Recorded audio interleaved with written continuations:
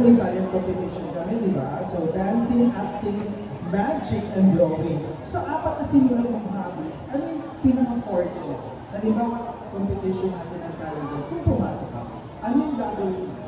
I'll dance po because that's, doon po ako pinaka-confident. Dance as in, anong genre ng dance? Interpretative po. So, interpretive medyo contemporary. Yes po. Mabagas, slow music. Nagawa mo na ba siya? Yes po, sa iba ko pong sinalihan ng pageants. Oh. So, kung sa ibang sanalian mong pageant, pang ilang pageant mo na ang Gentlest? Eh kung makakapasok po ako ng Gentlest, pang 7th ko na po.